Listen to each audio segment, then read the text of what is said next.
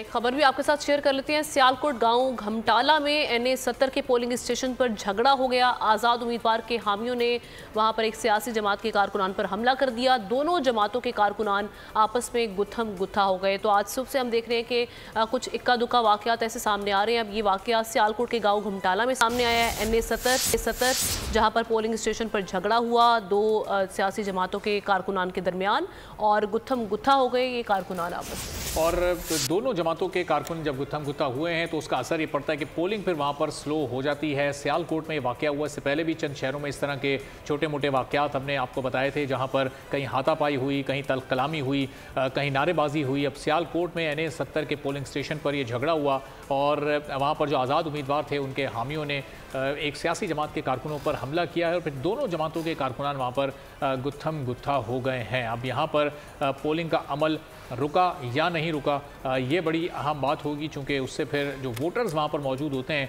उनका मोराल भी डाउन होता है, उन्हें गैर ज़रूरी इंतज़ार करना पड़ता है और उससे फिर जो बहुत सारे वोटर्स हैं वो मुकर्ररा वक्त में वोट कास्ट करने से महरूम हो जाते हैं। मनाजिर आप देख रहे हैं किस तरह से वहाँ ये दोनों सियासी जमातों के लोग मौजूद हैं और फिर ये आहिस्ता आहिस्ता ये झगड़ा शदीद नौयत की शक्ल इख्तियार करके। बिल्कुल ऐसे। और अरबाब देखें, बात कहाँ से स्टार्ट होती है, या तो वहाँ पर नारेबाजी शुरू हो जाती है, या फिर वहाँ पर कोई अगर कोई शख्स है और वो उसने कोई अपनी पार्टी का झंडा उठा रखा है, दूसरा शख्स उसको बर्दाश्त नहीं कर पाता और वहाँ से एक दूसरे पर जुमलेबाजी, और फिर उसके बाद हम देखते हैं कि हाथापाई का शुरू हो जाती है। और फिर ये अगेन वही बात आ जाती है, ये सियासी जमातों का काम है एक तो तरबियत करना, ये उनको सिखाना कि किस तरह से आपने सब्र का दामन नहीं छोड़ना।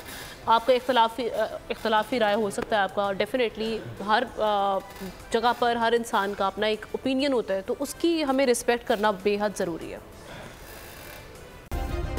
सब्सक्राइब करें और बेल दबाएं ताकि कोई खबर रह न जाए।